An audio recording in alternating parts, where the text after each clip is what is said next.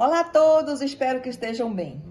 Uma das mais comoventes tefilot, orações recitadas tanto em Rosh Hashanah quanto em Yom Kippur, foi composta pelo Rabbi Amnon de Mainz, na Alemanha, há mais de 800 anos.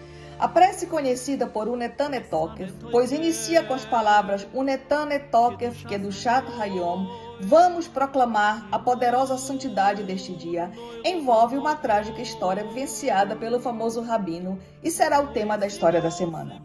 Considerado por todos, judeus e não judeus, o Rabbi Amnon prestava algumas consultas não remuneradas ao governante do país, o Duque de Hessen. De tempos em tempos, o estimado rabino intervia junto ao governo em questões que envolviam os judeus no sentido de aliviar suas vidas ante os decretos antissemitas comuns naquela época. O secretário do Duque, invejoso com o sucesso alcançado pelo rabino nas altas esferas do governo e pela afeição nutrida pelo Duque, bolou um terrível plano para desacreditá-lo perante seu chefe. Por que não convertê-lo ao cristianismo? Propôs o secretário ao Duque. Com certeza, é uma honra para ele aceitar nossa religião. Além do mais, será como uma troca, já que o Rabi tem recebido muitas benesses do governo. O Duque convocou o rabino ao palácio, onde lançou a ideia da conversão. Por inúmeras vezes, o Rabbi Amnon foi pressionado a converter-se ao cristianismo pelos nobres da cidade sem sucesso. Todavia, aquela vez era diferente. O próprio Duque estava pedindo que se tornasse um cristão. Claro que o rabino foi pego de surpresa. Apesar de sempre ter demonstrado sua lealdade ao Duque e às questões do país, aquele pedido extrapolava os limites do razoável. Como o Duque pode confiar em uma pessoa que trai a sua fé? Perguntou Tzadik na tentativa de demover o aristocrata da ideia. Mas o nobre não parou por aí. O Duque ficou obcecado com a ideia.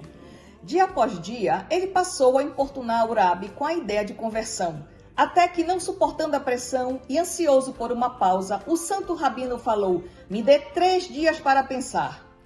Ao sair do palácio, Rabbi Amnon se deu conta do erro cometido. Apesar de jamais ter considerado largar o judaísmo, o fato de ter perdido um prazo para pensar poderia dar ao nobre alemão a esperança que ele estava realmente ponderando sobre esta possibilidade. Como pude deixar dúvidas sobre minha fé? Perguntou-se amargurado e cheio de remorso. O santo rabino passou a fazer jejuns e penitências. Como no 3º dia, Rabbi Amnon não compareceu ao palácio, o Duque mandou convocá-lo.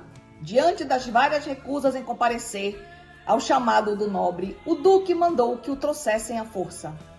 O Duque já não demonstrava a mesma cordialidade de antes. É muita ousadia desrespeitar uma convocação minha. Espero que tenha pensado sobre o assunto, Rabbi Amnon, disse o Duque sem meias palavras. Apesar de estar debilitado fisicamente pelos jejuns, o espírito do rabino estava determinado. Jamais abandonarei minha fé. Pequei contra o Deus de Israel por deixar dúvidas sobre minha convicção. O Duque o castigou sem piedade, mandando cortar as pernas do rabino por não ter comparecido diante dele conforme o combinado. Segundo algumas opiniões, o rabino foi também torturado. Quase sem vida, o rabino foi mandado para casa, onde encontrou sua família desolada. A comunidade judaica também ficou bastante afetada pelo triste destino do querido rabino. No dia de Rosh Hashanah, Rabbi Amnon pediu para ser levado à sinagoga. Na repetição do Musaf, antes da Kedushá, o Rabi pediu para oferecer sua prece a Deus e santificar o seu nome. Rabbi Amnon começou: Unetan et Tokef, vamos proclamar a poderosa santidade deste dia, pois é atemorizador e terrível.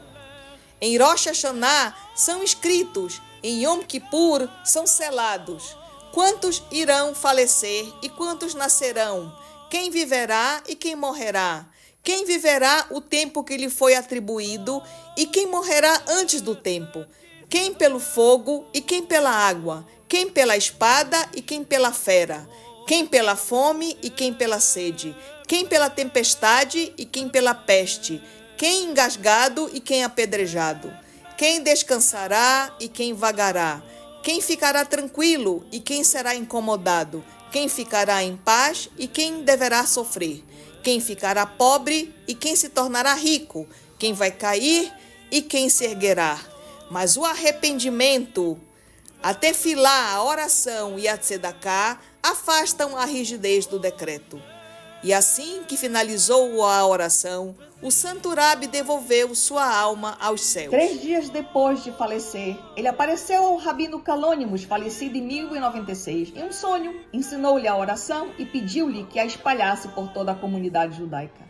E desde então, esta prece inspiradora de aceitação dos desígnios de Deus é recitada nos temíveis dias de Rosh Hashanah e Yom Kippur. Se você achou que este conteúdo é relevante, curta e compartilhe para que outras pessoas tenham acesso a ele. Se você ainda não está inscrito no meu canal, se inscreva e ative o sininho para saber de todas as novidades que estão acontecendo por aqui. Gmar Hatimah Tová e bom jejum a todos.